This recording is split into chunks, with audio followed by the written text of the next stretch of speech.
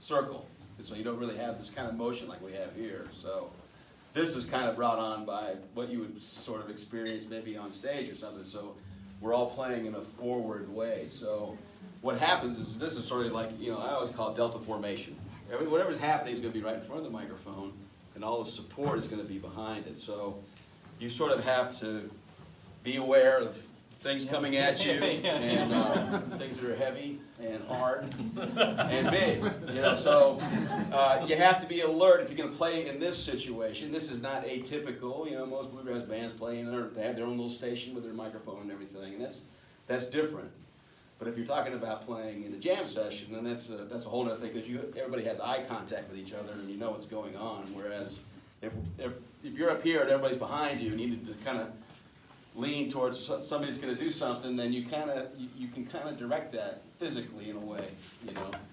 Then there's other times when the music itself, I would say there's a difference between songs and tunes. You know, songs have lyrics and songs have a story and a meaning. So if you listen to the lyrics of the songs, a lot of times it'll tell you exactly what you need to hear right there.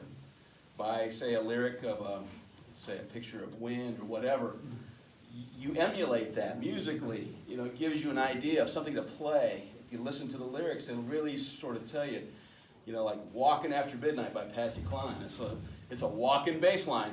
You know, it's just, I go out walking. It just tells you.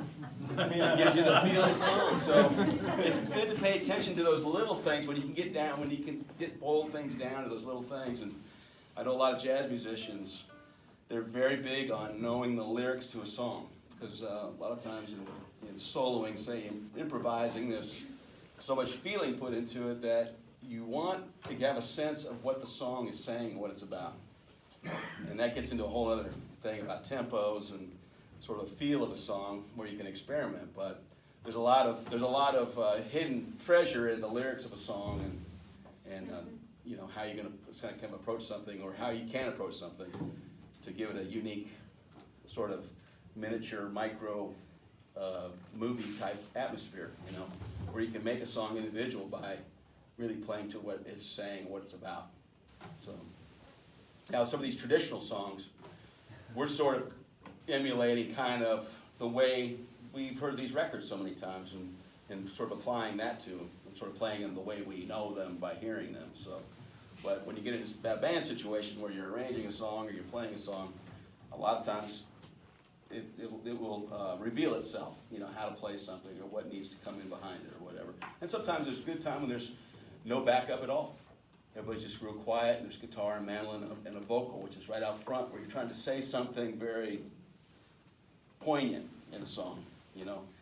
Don't cover it up with a bunch of stuff going on in the background. Maybe it just needs to be out there in front by itself, and then come in behind it on a chorus with a big swell, you know, and all of a sudden you got dynamics, and you're like, wow, we're really feeling this music. It's great, you know, instead of just sawing away at it.